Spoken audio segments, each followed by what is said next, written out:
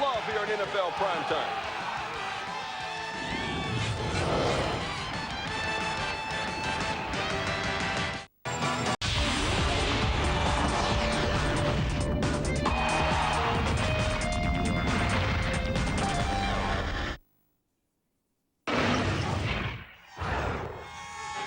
NFL Primetime is presented by Miller Lite.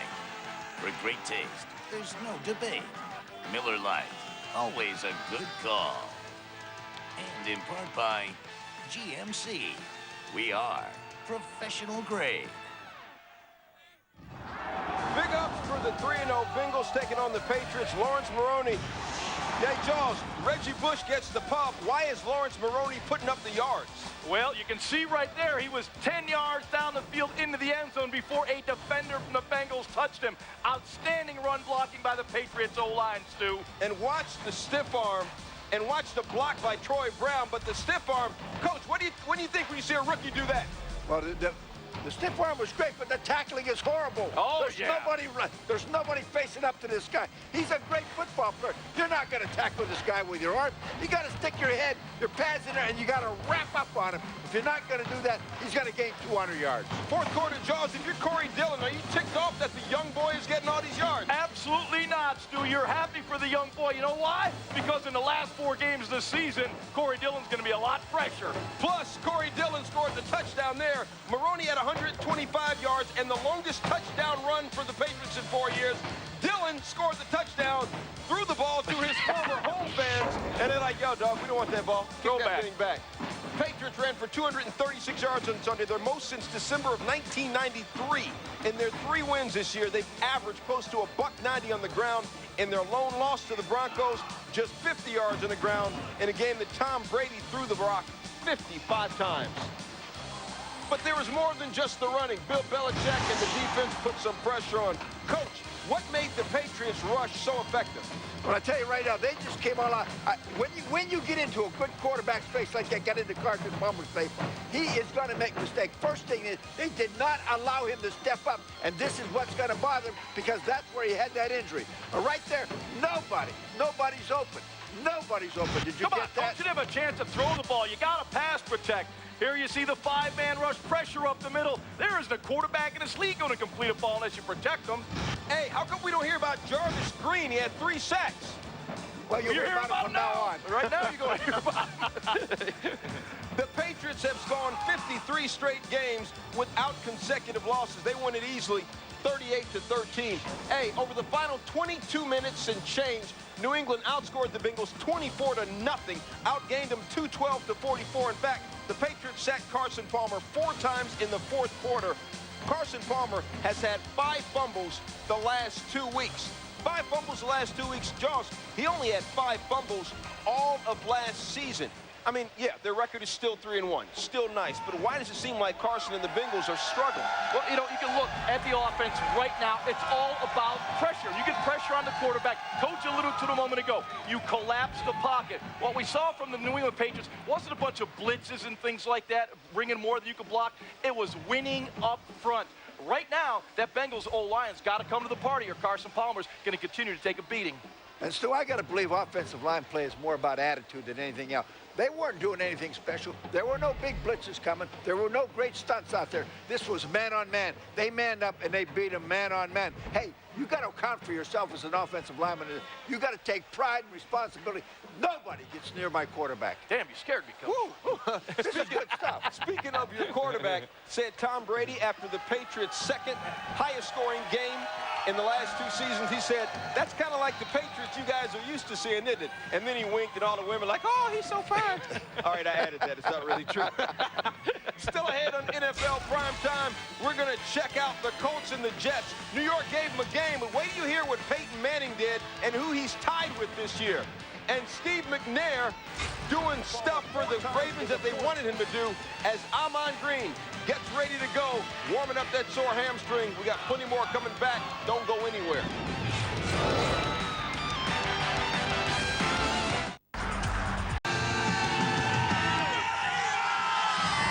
Jets and Colts, 14-14, 4th quarter, 4th and goal for the the Jets. They could have taken the lead with a field goal instead. Eric Mangini goes for it. Coach, would you have gone for it? I think at this point, and I know what he's doing, and I respect him for that. I think at this point, you put the points on the board, you get ahead in the football game, you let the ball go. Come on, Coach. I respect him, Mo. You got access to the results. It's easy to say that. Boom. The decision did not pay off. And then Peyton Manning went to work. That's right, Jaws, Stu. what's different about him and every other quarterback in the league? He understands what the defense is trying to do. He processes information better than any quarterback in the National Football League. And oh, by the way, Stu, he throws the football accurately. 3rd and goal. Peyton Manning is cool as the other side of the pillow. To Brian Fletcher. Peyton, 21 of 30, 217 yards. Colts up 24-21. But Jets get back to get the kickoff, and Justin Miller just went off. The longest return for a kickoff in Jets history, 103 yards. So, Coach, the game's in New York's hands now, right? It really is, and I mean, they did a great job. They fought back, and I got to give Eric Mangini and the Jets a lot of credit. Very great. Now here, you got the ball in the hands of the best quarterback in the National Football League. 2 minutes. I mean, this is a classic example. You don't know, what are you going to do? Come after him? You're going to leave somebody open? You play zone. Doesn't make any difference, Coach. It doesn't make any difference. He will dissect any defense. The man knows where everybody is. Great vision. He lives for moments like this. He's been brought up by Archie and Olivia for moments like this, and he's the best in the 2-minute drill. And Stop with this it. run, Stop it, will you? Yeah. He's been brought up by Archie and Olivia for a moment like, stop it, will you? with this touchdown run, Peyton Manning becomes the first Colts quarterback ever with the game-winning touchdown run in the final minute of the game. Tony Dungy, your thoughts? It didn't surprise anybody in our locker room that we're able to do that. You shouldn't have to do it twice in a game, and you know, it wasn't a surprise. I've just seen him do that so much. We kind of expected. But the Jets weren't done. 8 seconds left.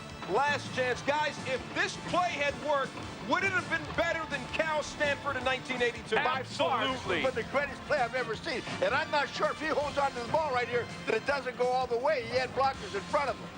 But I tell you, Lavernius Coles, hey, what a play.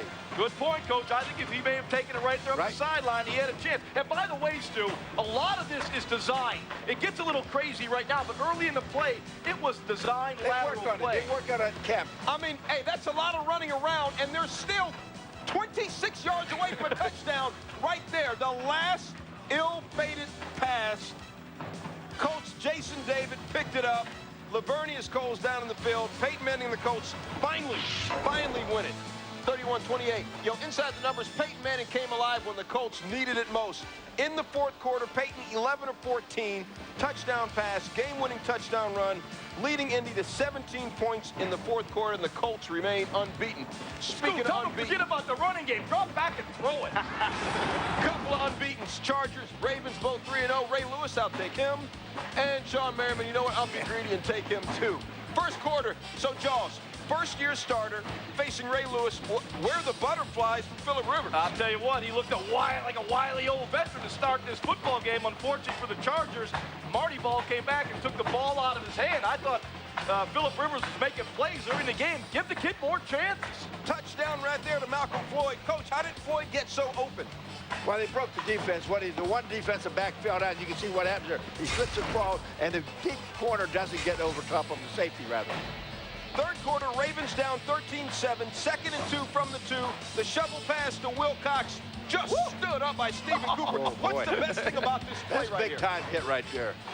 Well, the big thing about this is watch how he stones him before he gets in the end zone. Wham! He goes nowhere. The ball comes loose. Whoa. That is playing linebacker the way Coach Ditka would like his guys to play it. Chargers led 13-7 after 3 quarters. They were just dominating the Ravens. They outgained them 251 to 111. They outrushed them 138 to 30 in the first 45 minutes. But despite all that, San Diego entered the fourth quarter with a 13-7 lead. And here's a little-known rule in football, guys. They actually play 4 quarters, not 3. I'm serious. I just found out. Ravens get the ball under 2:30 left, trailing 13-9. Ravens trying to become the first team since the 2001 Giants to win back-to-back games in which they trailed with less than a minute to go. Coach, McNair had not stepped up so far up to this point. What changed? McNair's a winner. He's a competitor. He's going to make plays when the game's on the line. But here's the thing. The Achilles heel of the San Diego Chargers has been their secondary, especially their corners, and they showed it again. What I love is McNair will hold on to the football till the last second to allow his receiver to get open, just like he does right here on the game-winning touchdown. Bodies and pressure around him, delivers it on time for the touchdown. You got to wrap them up. Ravens win a thriller. Yo, Todd Heat, what does Steve McNair mean to your team? I like having a quarterback that brings that toughness to us and that leadership, and we're going to win a lot of ball games with him as our quarterback. McNair, 4 of 5, 45 yards passing, 12 yards rushing on that last game-winning drive. The Baltimore Ravens undefeated at 4-0. All day Monday, as always, we check in with the teams. We call it teams at 20 minutes before and 20 minutes after the hour. We're now checking in with Rachel Nichols. Rachel, what's the latest going on with the Packers? Well, Stu, the Packers are the youngest team in the NFL this season. They're even rotating in 2 rookies on the offensive line, and that's been a lot of time for Brett Favre on the ground, especially early this season. I spoke to Favre, and I asked him how the body was holding up. He said every morning he wakes up and he cracks and tests his ankles, and then he just sort of moves his way up the body before he gets out of bed to make sure that he's fine. He was very pointed, though. For everyone who thought maybe he should retire in this summer, he was very pointed about telling me his arm feels fine. Now, he's hoping to get a little bit of help from Amon Green, who has had those 2 injured hamstrings. Green just walked behind me. You'll see he was testing those out on the field. Green said that he did expect to play today, but he wanted to test things out. And so far, at least, everything that the trainers wanted him to do, he's been able to do. So we'll have to see when he gets off the field how he feels. But he should be able to help out Brett Favre tonight. Rachel, thanks a lot. Still to come on NFL Primetime, we are at the quarter pole of the season. 3 unbeatens left. Colts, Ravens, and the Bears. Who is the best team in the league right now? Coach and Jaws will debate it. Inside the Numbers. Brought to you by Visa. Go on, live life. And remember that no matter what it takes, life takes Visa.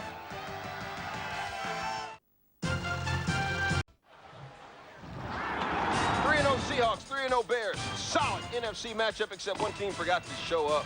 First quarter, Bears down 3-zip in the red zone. Coach, I'm not saying that, you know, Musa Muhammad wants to kiss Rex Grossman, but I'm thinking like a big old man hug at least. Yeah, he really does. And I'll tell you the best part about this is what Rex is doing so well. He's seeing the field. He's distributing the football to a lot of guys. He hit Muhammad, comes back, he gets buried. Burying gives them what they haven't had in years. Speed down the field. Get excited, Coach. Get excited. It's your Bears. Hey, Berrien, 3 touchdown catches of at least 40 yards this year. Bears didn't have a single one all last year. Jaws, how did they stifle Matt Hasselbeck? Well, I'll tell you what, that was great anticipation by Ricky Manning. He saw the quick drop. He read the triangle from the wide receiver to the quarterback and jumped the route. That was outstanding execution of a designed defense to get the interception. And then, since, you know, Ricky Manning liked 1 pick, he decided, I'm going to go ahead and get 2. Hasselbeck, 196 yards passing, but 2 to the wrong guy. And the Bears D-line getting involved. Stu, never had a chance. Bears have played 4 games. Their defense has only allowed a touchdown in 1 of them. They crushed the Seahawks 37-6. Yo, who is your primetime performer? A couple of teams who made statements, the Bears and the Patriots. Mark Brunell or Lawrence Maroney. Text 43776 with your choice. Standard messaging rates may apply, and we might come get some of your money, too. You know, a week after Matt Hasselbeck threw a franchise-tying 5 touchdown passes, he hit the number 5 again. Of course, it was sacks. He was sacked 5 times. Hey, Coach, the Seahawks, the defending NFC champions, to beat them like this, like the Bears did, what does this say about Chicago? Well, I think it's a statement game in the sense that after 4 games in the National Football Conference, I think the Bears are as good as any football team I've seen. Now, not because I'm from Chicago where I love the Bears. Yes, it is. We know they can play defense, and they're proving that week after week. They're playing great offense, and you're distributing the football to everybody. Thomas Jones got off the other day with a running game that started again. Benson came in and made a big run, and the kicking game is outstanding right now. I agree with you, Coach. When you look at the Bears right now, They have all the dimensions to be the best team in the National Football League. Right now, I think I heard John say something. I did say something. Right now, they have the possibility. Right now, they are the best team in the NFC. But the thing that I love about the Bears right now, they have all the dimensions. They don't just play good defense like the coach says. They got to kick a Robbie Goldazz and missed a field goal. But then you look at the offense designed by Ron Turner. They can throw the ball deep. They can throw it short. They have the intermediate passing game. They can run inside. They can run outside. And Rex Grossman is hot right now, Stu. Yo, that Bears defense, they've allowed 29 total points all year in 4 games. 10 teams, 10 of them, allowed more than 29 points yesterday alone. The Chicago Bears, off to their first 4-0 start since 1991. They're home in Week 5 against the 2-2 Bills before a Week 6 Monday nighter with the Cardinals on ESPN HD. They have a bye Week 7 before 2 home dates with the 49ers and Dolphins. What we're trying to tell you is, y'all, after Week 9, the Bears could be undefeated. Brian Westbrook, one of only 2 guys since the start of 2004 to have 1,200 yards receiving and rushing. Westbrook getting ready to do some work on the field right now. Chris Berman and the Monday Night Countdown crew getting ready to do some work by the field right now. Boom, what's up? All right, Stu, how are you? And good evening, and everybody. Look at behind us here is the link. We are here with Steve Young, Michael Irvin, Tom Jackson, looking forward to a first of our 2 regular season visits here. And the Philadelphia Eagles have a chance, and we'll get into it tonight, to move back into sole position of first place in the NFC East, at least for a week. But that's next week. Let's move forward. Let's go back to yesterday. Game breakers. We look back at great quarterback performances. Who do you think yesterday? Well, kind of easy this week. We have a couple of unsung heroes here. Mark Bolger has been playing pretty good football for a couple of years. Yesterday, 26 of 42, 328 yards, 3 touchdowns, no interceptions, a very clean football game. Hey, it's Detroit, but hey, still a pretty good defense. If he can keep doing that, super. Mark Brunell gets it for 2 weeks in a row, right? 22 completions in a row. Last week, yesterday, overtime victory, big passes to Santana Moss. Mark Brunell has turned the corner from what I saw the first couple of weeks. Super play. I don't want to even say anything. just watch the highlights, relax, enjoy the fact that you're watching one of the all-timers. Yesterday's, it was an operation. Okay, my time now. Give me this, Mike. Thank you, Steve. Now, I want to start right here in Dallas with Julius Jones. He rushed yesterday 23 rushes, 122 yards. Now, do you know what that means? If he could get 100 yards a game, Terry Glenn doing what he does, T.O. almost got 100 yards yesterday. I'm telling you, they would be ready to do what I said earlier. Now, this guy here is an incredible rookie running back. I'm talking about this right now. He's Rookie of the Year, the way he's running the football. He had his breakout game, 15 rushes, 125 yards. That's Lawrence Moreeeee. But this other guy from the U stepped up and played well. It's not that he caught 3 touchdowns. It's also that he caught the game-winning touchdown. Santana Moss, great day. Michael, it had been a while since we'd seen Dante Hall take a kick all the way, but we knew it wasn't going to be long. And here it is. Starts right, breaks left against the 49ers. And I apologize to both Boom and Steve for that highlight. And then Mario Williams finally got his first sack. He actually got 1.5 sacks. And compounded that with a first win for Coach Gary Kubiak. So we put him on our game breakers list. And then 2 linebackers. We give one to Bart Scott and one to Ray Lewis. Both outstanding players. You talk about offensive rookie of the year being Lawrence Moreeeee. Boney Moreeeee, the defensive rookie of the year, obviously, I think is Bart Scott. I want to give some attaboys to the way the Jets are playing football. Coach Eric Mangini gambles onside kick. In the second quarter, they get it against the Colts. 4th and 1. Brad Smith playing quarterback. Now, you're going to gamble. They're not all going to pay off. No field goal. Go for it on 4th and 2. Intercepted. Oh. But if you get 3 out of 4, 2 out of 3 gambles, I like the way they're doing it. Hey, down 18 on the road. I don't care who you're playing.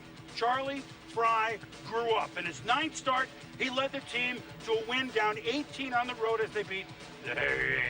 But, oh, by the way, shame on ye of little faith.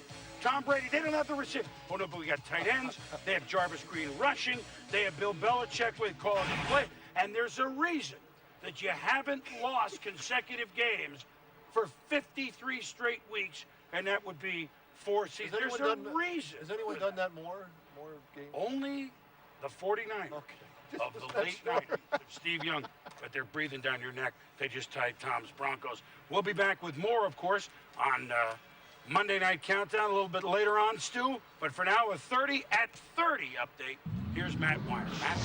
All right, Boomer, the Major League season ends, and a day later, the axe falls for a couple of managers, including Felipe Alou. He won 76 games for the Giants in his 4th year. His contract ran out, as did Dusty Baker's, and he's out after 4 seasons and a 66-win season. The NFL suspended Titans defensive tackle Albert Hainsworth 5 games for stomping on Andre Gerard, the longest on-field incident suspension ever. Sports Center right after the game. Stu? Still to come on NFL Primetime, always electric to watch, but for the 4th straight week, Reggie Bush's production went down. How defenses are bottling up Reggie Bush, and how these spirited fans here in the Philadelphia are getting ready for the Packers. Monday Night Football. It's happening tonight on ESPN HD at 8:30. NFL Primetime happening as soon as we get back from a commercial break.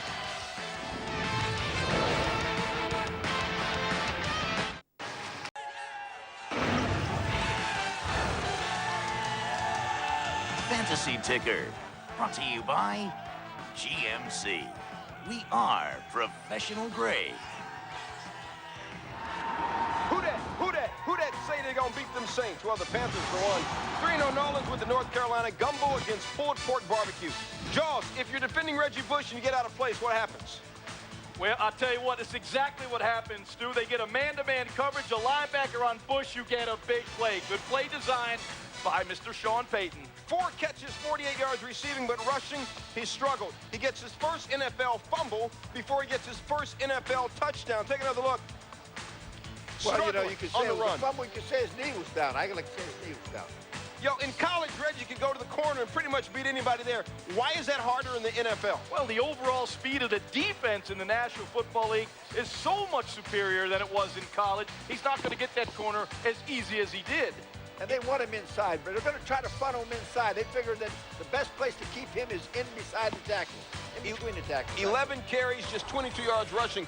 Reggie has seen his total yards go down in each game. Started the season with 141 against the Browns. Last year's Heisman Trophy winner held to 141 total yards the last 2 weeks combined. That's Reggie. As for the rest of the game, Saints, Panthers, early on, Steve Smith getting that hammy loose. Now, Smitty led the league with 103 catches last year. Keyshawn, coach, once had a 100-catch season. Why is he still doing work at his age? Because, first of all, right there, they're playing a zone defense. Keyshawn is an outstanding player at finding holes in the zone and getting in there. He's a big body receiver who can catch the football.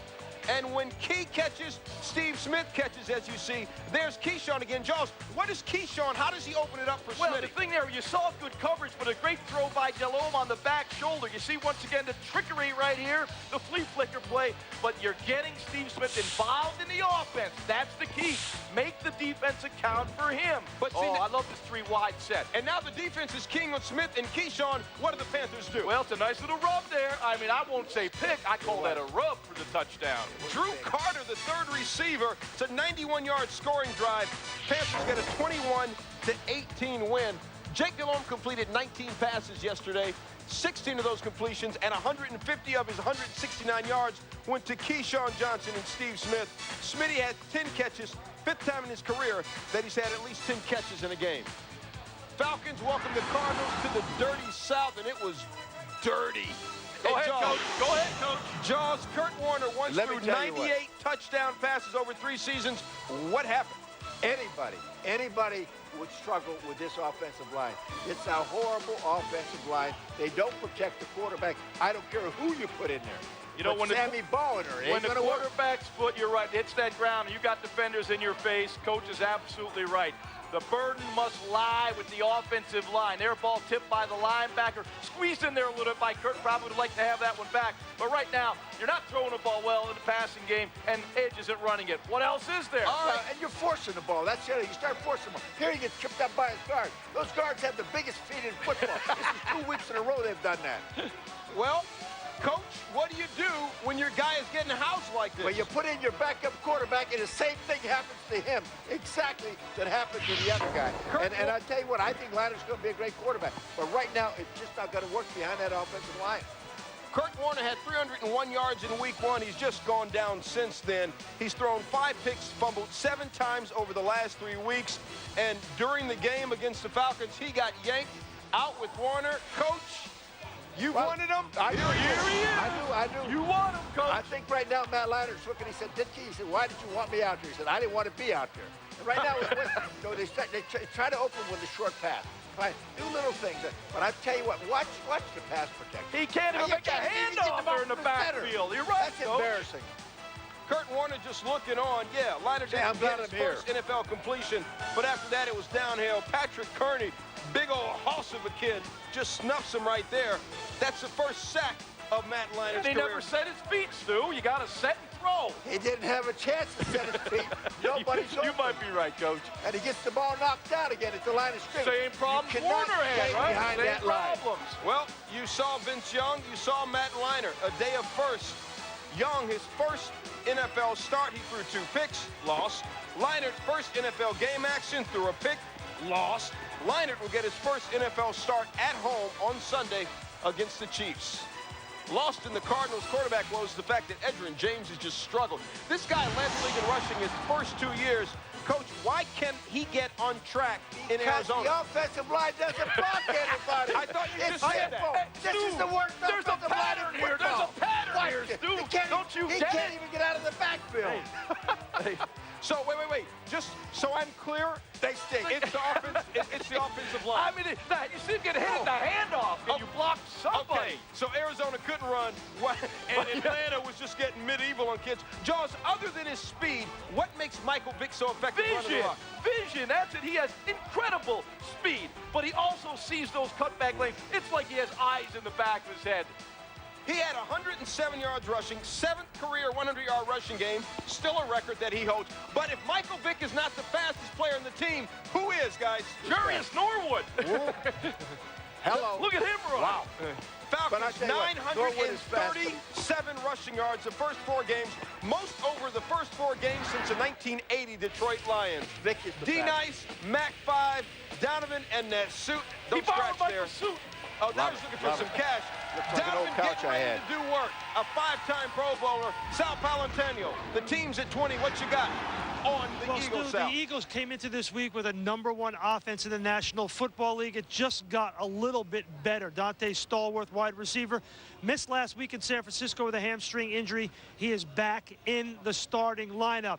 The one thing that they have worked on all week in practice, and Donovan McNabb recognized it, is closing out games. He said, it's a problem. We know it. We have to erase it. If you look at the numbers, they're pretty evident. First half, their 3rd down conversion rate in the first 3 games, close to 60%. It drops off to 40% in the second half. First downs drop from 40 to 23 first half to second half. Marty Morningwig said in the offensive meetings, he told the players, maybe we just have to start the 4th quarter as if it's 0-0. Stu? Thanks a lot. Hey, Tony Kornheiser's bust. That's how he rolls to Monday Night Football. Tony in the booth for the Packers and Eagles tonight, 8:30 p.m. Eastern, right here on ESPN HD. We're still rolling on NFL Primetime. Coming up at the quarter mark, who is the top dog, the best team in the league? Coach and Jaws will square off, and you know it is going to be hype. Speaking of hype, they call it the city of brotherly love. I'm not sure how much love they're going to give Brett Favre and the Packers. Pack have not won here in Philadelphia since 1962. We're coming back.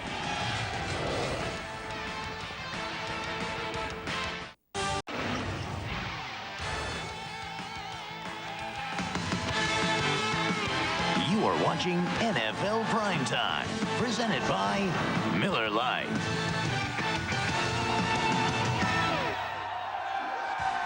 Jaguars, Redskins, there's Joe Gibbs, and there's his running back, Clinton Portis.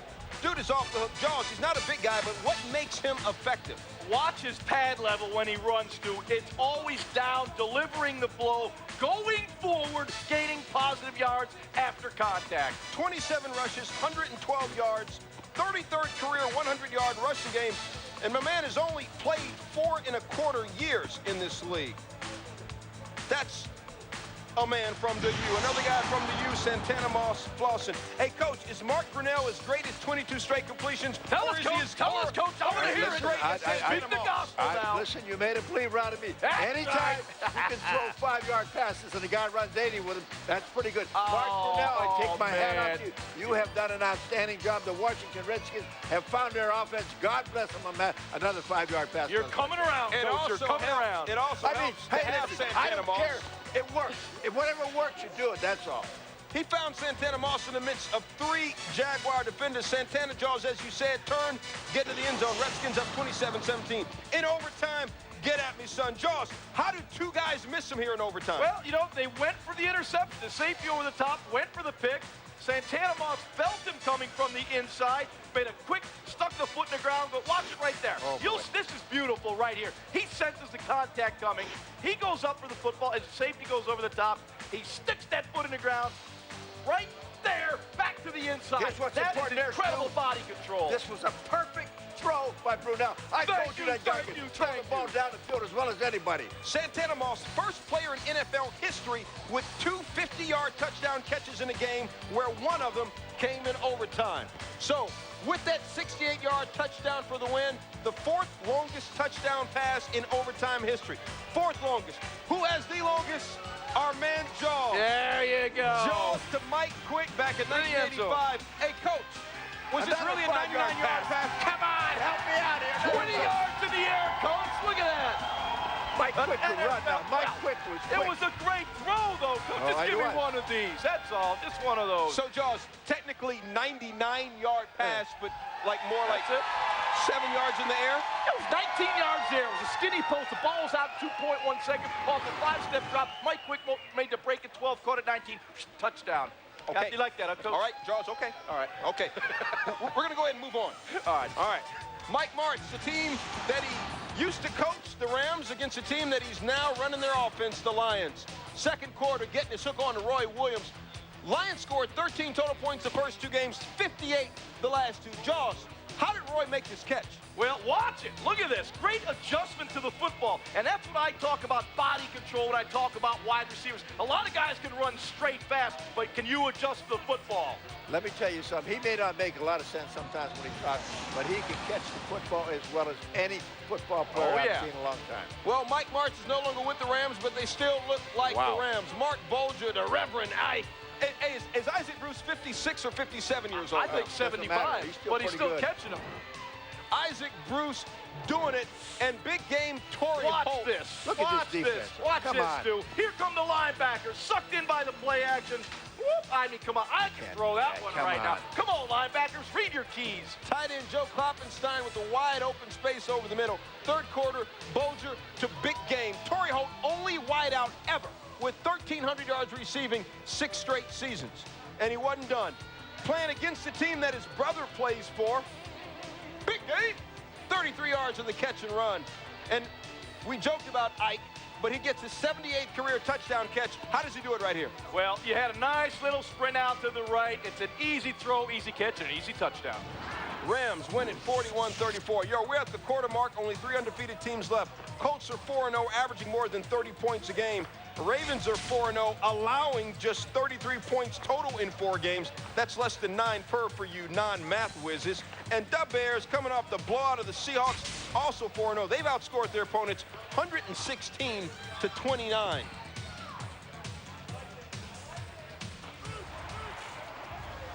It is about that time for the Miller Lite Square-Off. You know, since the NFL went to its current playoff format, of the 46 teams that start 4-0, 38 have made the postseason. Y'all can go ahead and fight if you want. I'll just sit here and watch. Go ahead. We are going to square off. We got the Bears, we got the Colts, we got the Ravens. Who is the best of these undefeated teams in the NFL right now? Well, I'm going to go out on a limb. It's a big limb. This will be a shock. And I'm going to pick the Bears only for this reason. It's only 4 games, but balance. I'm going to say balance. I think right now they have better balance than the Colts or the Ravens. That's all. I'm not saying they're a better football team. Balance matters. If you do 116 points, 29, that's pretty good. Dominant performance by the Bears last night. They are clearly one of the best teams in the National Football League. I believe the best team right now is the Indianapolis Colts. They have played 2 poor games and won.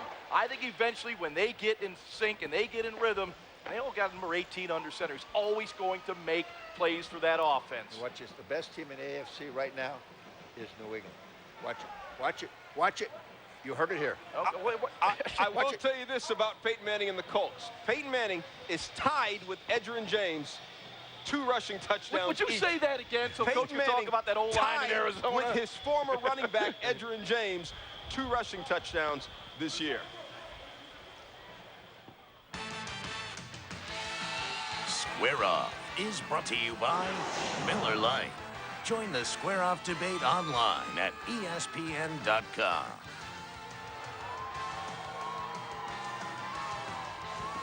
In just 7 minutes, it's Monday Night Countdown. Boomer and the boys getting you all set for Favre against McNabb. Wait till you hear what's going on just before the game. Every year. NFL Primetime is presented by Miller Lite and approved by the men of the square table. Good call. And in part by NFL.com. Log on and watch all the highlights from every NFL game this season. It's all on NFL.com. All right, guys, man law. Man law, let's see some more highlights. Dolphins, Texans, Mario Williams. So he's going to get a sack before Reggie Bush gets a touchdown. Okay, is that a sack? That's a sack. All right. That's a sack. It counts. Technically got 1.5 sacks because they count this as a half. Throw it, Dante. Throw it. 1.5 sacks in the boy. day. Dante Culpepper to Chris Chambers, touchdown. Dolphins cut the lead to 17-15, and then they go for a wacky 2. I don't know why, guys. Why? You know, normally for a 2-point conversion, you go with your best play. I can't believe that this is their best play. I know there's someone open there in the back of the end zone, but boy, that's... The guy falls Can't down, figure that and one out. you know, you're putting the ball in the hands of Ronnie Brown to throw a pass. Put it in the quarterback's hand to throw the pass. And the Houston Texans get their first win. All right, primetime performance, coach, who you got? I got to go to the Bears. I got to go. They got the best middle linebacker in football. They got the best young quarterback in football right now. Well, I'm going to go down to Washington, D.C., where we have the field general, Mark Brunell, orchestrating a beautiful offense against one of the best defenses in the NFL, the Jacksonville Jaguars. Mark Brunell is stroking it, I Coach. think he's my MVP for the year. No, what? Come on, coach. I got to Let it switch go, over. coach. My primetime performer, the rookie Lawrence Maroney. Boney Maroney, 125 yards on 15 carries, had the longest touchdown run by a Patriot running back in 4 years. That's what we say. What do you say? Here's how you all text in Verizon's text. Everybody's in Chicago watching this show. Everybody from the south side and west side down on the Dan Ryan Expressway agreeing with Coach Mike Ditka. Coach is there like this. There's Coach. Primetime Performers, brought to you by Verizon Wireless. Coach, here's Coach. Hey, Jaws, what is the flip-flop? Here's the coach. Coach is doing that the whole time. He's text messaging the Bears. Hey, Brett Favre, 225 straight starts tonight. That's regular season. We say playoff games count too. It's 245 and counting. Monday Night Countdown hitting you right now.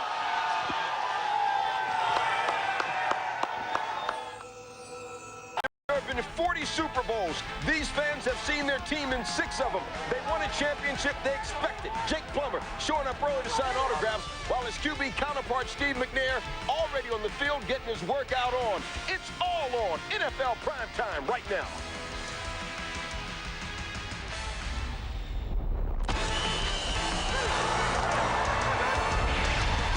The city of brotherly love showed none of that towards T.O. We'll show you why his big return to the Philadelphia was a big flop.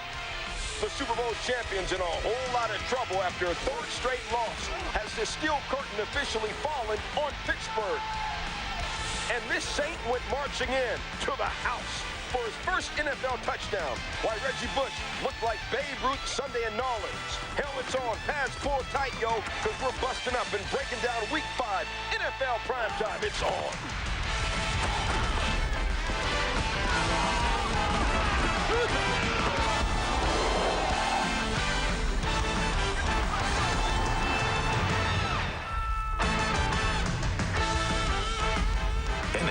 Primetime is presented by Miller Lite and approved by the men of the square table.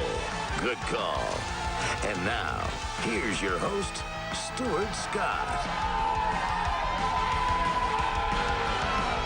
What is good? NFL Primetime from the Mile High City. Monday Night Football. The Broncos jumping with the Ravens team that's 4-0 for the first time ever. Stuart Scott, Ron Jaworski, and the coach Mike Ditka. We'll get to tonight's game, decipher all the flavor from yesterday. But first, some baseball news. The owner of baseball's highest payroll might be on the verge of finally giving his manager the pink slip. For all that, we go to Brian Kinney back in Bristol. BK?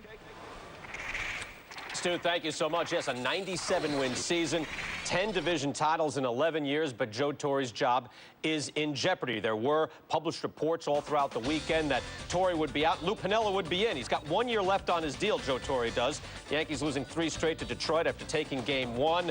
Piniella, by the way, says he's had no contact with the Yankees. Let's get the very latest from the Bronx and Jeremy Schaff. Jeremy? Well, Brian, it's been a pretty quiet day here up in the Bronx, all quiet on the Yankee Stadium front. Meanwhile, though, George Steinbrenner was meeting in Midtown with his brain trust. Sources tell us that before he got on a plane to return home to Tampa, Florida, he made no final decision concerning his manager's future. For their part, Derek Jeter and Mariano Rivera, though, came out with strong statements in support of Joe Torre, as did several of their teammates. Well, you know, there's always room for improvement no matter who you are or where you are. What those changes are, who knows? You know, I mean, you can look in the bullpen, you can look in the lineup, you can look on our bench. I mean, I'd rather look there first than go look in who sits on the bench. You know, there was 2 guys for me in my career that I played. Bobby Cox was, you know, I thought phenomenal, and Joe's right there with Bobby. And, you know, like I said, he's one of the best, and, you know, you never know what's going to happen, but I hope he stays. Now, Brian, you know Joe Torre's position as the Yankees manager has been in jeopardy before. Certainly, each time the Yankees fail to win the World Series, there's talk about his being fired. It's a little different this time, though. It's not just the boss who seems to be agitating to have his head. Many members of the media are also saying that change is now needed. And that might be one of the reasons that he is doomed in the Bronx. Jeremy, thank you so much. Yankee Stadium here in Denver, snowy, rainy, cold mess. Guys, is there anything that you liked about playing in this kind of weather? No. Yeah, I did when I got... That's where it is. We'll get to tonight's game in a little bit, but first a drama from yesterday, and I think some guy played his old team. Terrell Owens back in the Illadelph city of brotherly love? Not really. Final minute of the first quarter, Drew Bledsoe looking for T.O. Instead, he finds Brian Dawkins player-hating B-Dawk's 29th career interception. T.O., no catches in the first half. Third quarter, Jaws, what do you think T.O. said at halftime? Man, give me the ball. You got to get me involved here. This is a town I played in. Give me the ball, please. Oh, and they did. Threw it to him 11 times in the second half. Here he is. Bledsoe finds Owens, breaks a tackle, gains 9. That's T.O.'s first catch of the game. 2nd and 1. Coach, would you have gone right back to him right now? Well, you know, it depends on what your game plan is. If you're going to set your whole game plan up to get the ball to T.O., yeah, go back to him. But I tell you what they're trying. They had to do some other things. They had a good running game earlier. Get the ball to your other players. He'll come open, and when you concentrate on him, it screws everything else up. A lot of double coverage on him, Coach. Drive stalled. Dallas forced to punt. T.O., well, a little bit upset. Late third quarter. Bledsoe looking for Owens on a crossing route. But see what happened? Jaws, what did happen? Michael Lewis was coming up to lay some lumber on him, and I think T.O. was peeking out of the corner of his eye and saw Michael come and say, uh-oh, I'm not taking that hit. Fourth quarter, Bledsoe getting his hook on finally to T.O., but Terrell only 3 catches, 45 yards. Coach, why did that one work? Well, it's just a matter. It was a good throw. He had time to throw it. Don't forget, a lot of these throws that Bledsoe was making, he was thrown off his back foot. He had nothing on the ball. There, you just got to play. He beat the man one-on-one. The safety never got over the top. Later in the drive, Bledsoe looking for Owens, underthrown and picked off by Lito Shepherd. First action since week 1. Lito got his 10th career pick right there. Eagles ball. Jaws, how bad bad was that pass? It's badly underthrown. I mean, T.O. wins right here. He's got Lito Shepherd beaten. That ball's got to be thrown to the pylon. T.O. makes the catch. It'll be a touchdown, Cowboys. But it was only 3. Owens and the Cowboys lose. T.O., what's up? I felt like I was open. There was opportunities out there for me to make some plays.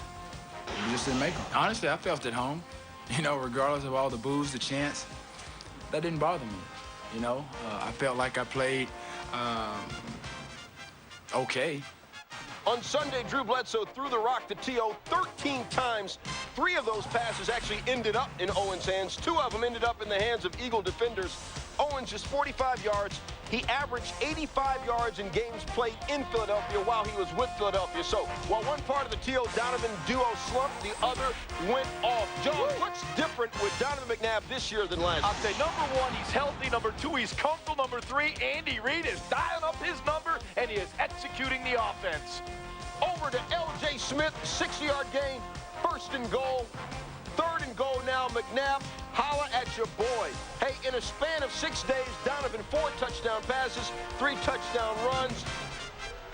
In the 3rd quarter, Donovan goes off. Coach, how did Hank Basket get so wide open here? Tell us, Coach. It just ran right past him. That's all. You bite on the play action, and there wasn't even really any play action. You're looking in the backfield instead of looking at the receiver. You got to make up your mind who you want to cover. It was a corner. They got him matched up against the safety, Coach. That's why it went for 6. Hank Basket, 1st career touchdown. It's an 87-yard catch. The longest 1st career touchdown since Mark Malone's 90-yarder 25 years ago. 4th quarter, tied at 24. McNabb. Oh, red.